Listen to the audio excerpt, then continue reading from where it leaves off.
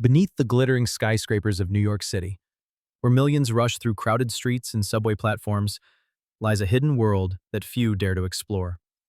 Deep in the city's underbelly, in abandoned subway tunnels, forgotten railroad tracks, and secret passageways, live the mole people. Men, women, and even families who've carved out lives in the shadows.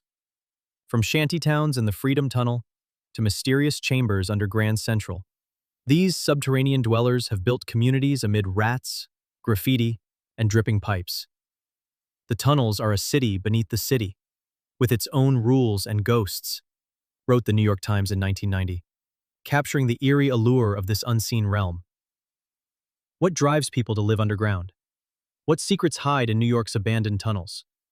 Join us as we descend into one of the Northeast's darkest mysteries, a story of survival, defiance, and hidden spaces that'll haunt you long after the screen fades. Buckle up. This is a journey into the depths. Let's start with the Freedom Tunnel, a 2.6-mile stretch under Riverside Park in Manhattan's Upper West Side, named for graffiti artist Chris Freedom Pape, whose murals turned its walls into an underground gallery.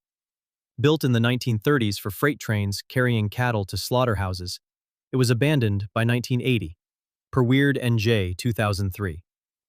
That's when the mole people moved in. By the late 1980s, up to 100 people lived here, constructing plywood shanties and cinder block bunkers with rugs, beds, kerosene lamps, and even pirated electricity, per the New York Times 1990. One resident, Bernard Isaac, a former model and cocaine smuggler, became the tunnel's unofficial leader. "I had my art museum, my flower garden, a train running through my living room," Isaac told the Los Angeles Times in 1990, describing his makeshift home with pride. These weren't just shelters, they were thriving communities, with appointed mayors and rules, offering safety from the brutal streets above. The Freedom Tunnel's inhabitants were diverse. Some, like Isaac, were drifters who fell on hard times. Others were families, including children, seeking refuge from shelters plagued by violence, per Jennifer Toth's The Mole People 1993. Toth, a journalist who explored the tunnels in the early 1990s, documented a community called the Condos under Riverside Park, housing 200 people in a natural cavern with stolen electricity, wallpaper, and TVs. A resident named JC, introduced by a Grand Central cop, claimed to lead this group, organizing food runs and protecting against outsiders. "This layer is safer than the street, the one below even safer," JC told Toth, hinting at a network of tunnels descending 7 levels, though her claim of thousands living underground was criticized for exaggeration, per Joseph Brennan's 1996 critique.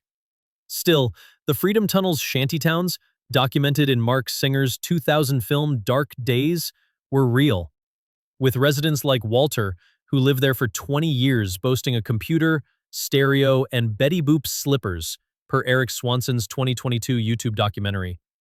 Other tunnels housed smaller groups. Under Grand Central Station, abandoned subway platforms and utility shafts sheltered loners and small bands. Toth described an old waiting room with a crystal chandelier and grand piano, though Brennan disputed its existence. In 2020, the New York Post reported a secret man cave under Grand Central, used by 3 railway workers for partying, complete with a flat-screen TV and futon, discovered during a routine inspection. The Amtrak tunnels under Hell's Kitchen and Penn Station also hosted dwellers, with some tapping power lines for lights and appliances, per a 2019 Reddit thread by an MTA electrician who encountered makeshift villages in the 1990s.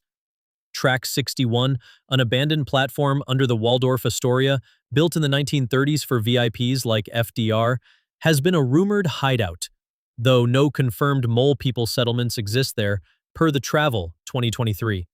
These spaces, often sealed or forgotten, add to the city's mysterious underground labyrinth. Why did people choose this life? For many, the tunnels offered escape from the topside world's dangers, freezing winters, violent shelters, and aggressive policing, per Toth 1993.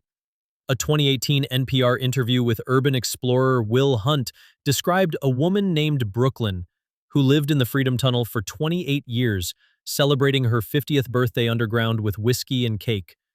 They knew the city's secrets, Hunt said, noting their resilience in a harsh environment. Some, like Carlos, a tunnel dweller filmed by Swanson in 2007, preferred the tunnel's autonomy to shelter's wicked conditions. Others, battling addiction or mental illness, found community underground, forming tight-knit bonds with hierarchies, per the Travel 2023. The tunnels themselves are a mystery. New York's underground is a maze of abandoned subway lines, sewer systems, and utility shafts. The Freedom Tunnel, stretching from 72nd to 123rd Street, was sealed after Amtrak resumed train service in 1991, evicting most residents, per Weird NJ 2003. Other secret spaces include the Cobble Hill Tunnel in Brooklyn, abandoned since the 1940s, and Minetta Brook, a buried stream in Greenwich Village, both rumored to house vagrants, though evidence is scarce, per Wikipedia 2022. Pneumatic mail tubes, used by the post office until 1953, and old trolley tracks unearthed by sandhogs add to the hidden network, per Subterranean New York City 2022. Many tunnels, like those under City Hall or the Bowery, are sealed or patrolled, making access illegal and dangerous, per The Travel 2023. A 2019 NPR report noted water seepage and snot sickles, bacterial strands in these spaces, creating an eerie, otherworldly atmosphere. Homeless people's story isn't just about survival, it's about defiance. In the 1980s, as homelessness surged to Great Depression levels, per the U.S. Sun 2020, tunnels offered refuge. By 1994, the Freedom Tunnel housed nearly 100 people, some charging entry fees to curious visitors, per the Daily Star 2022. But Amtrak's 1991 and 2009 evictions, coupled with police sweeps, bulldozed shantytowns, scattering residents. Walter, the Betty Boop slipper wearer, died in 2012, hit by a train, per Swanson 2022. Today, fewer than 1,000 likely remain underground in New York, per EBSCO Research Starters, undated, as authorities tightened control. Yet, some persist, like the unnamed man Swanson met in 2022, confirming small pockets still exist. These communities is tough. Many records, especially from the 1980s to 1990s, are incomplete or classified, per the New York Times 1990. Urban explorers face trespassing charges, and tunnels are hazardous, with risks of flooding or third-rail electrocution, per The Travel 2023. Toth's 1993 book, while vivid, faced criticism for inconsistencies like exaggerated population estimates, 5,000 versus a more likely 1,000 to 2,000, per Brennan, 1996. Artifacts, graffiti murals, abandoned shacks, scattered belongings remain, but regular police sweeps, per the Daily Star 2022, keep the underground elusive. Theories about the mole people's persistence swirl. Some, per NPR 2019, see them as outcasts rejecting a demanding society, creating their own moral code underground. Others, like Toth, argue they're survivors, choosing tunnels over dangerous shelters. A 2019 Reddit thread suggested practical motives. Tunnels offer warmth and resources, like water from broken pipes, per Lipstick Alley. The Mole People are New York's hidden enigma. Their tunnels a labyrinth of secrets beneath our feet. They're more human than their name implies, wrote Toth in 1993. Walk Manhattan's streets today, and you'll pass greats hiding their world, where graffiti tells stories and silence screams survival. Is it a refuge or a trap? Hit that subscribe button and ring the bell for more eerie histories.